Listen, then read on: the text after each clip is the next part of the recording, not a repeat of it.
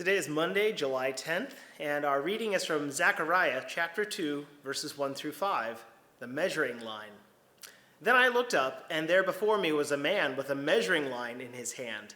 I asked, "Where are you going?"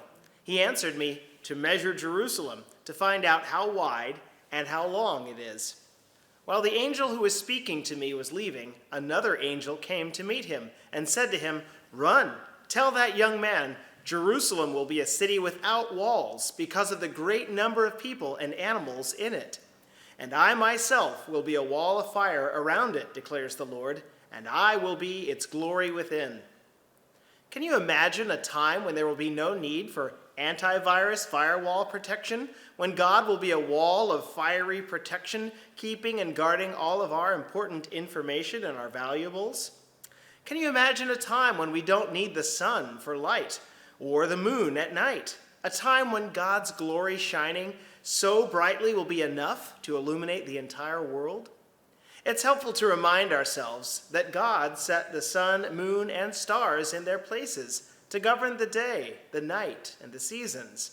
It was God who creatively established the natural order of creation and invites us to be caretakers and collaborators in creative action. It's also helpful to remember the human ingenuity that's such a key part of the city of Jerusalem. If you've ever been to that place, it's a delicate, tenuous balance of Jewish, Christian, and Muslim cultures and places of worship. It's an incredibly beautiful city that has such an awe-inspiring and sometimes terrifying history. Were someone to measure it today, the length and width of the city would stagger the mind, from the old city of Jerusalem and those walls and gates to far beyond. When we hold up the timeless measuring line of God's word to our lives, what do we find? Are we living up to God's righteous standards, or have we fallen short? I love what the Apostle Paul reminds us about finding out how wide and long and high and deep is the love of Christ. As the place where Christ dwells, are we living up to our full potential as citizens of heaven and co-heirs with Christ?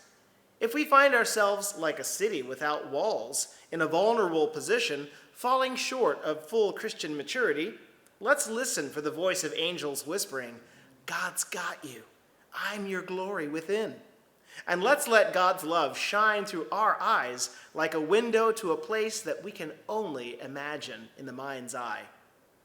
I can only imagine what it will be like when I walk by your side. I can only imagine what my eyes will see when your face is before me. I can only imagine.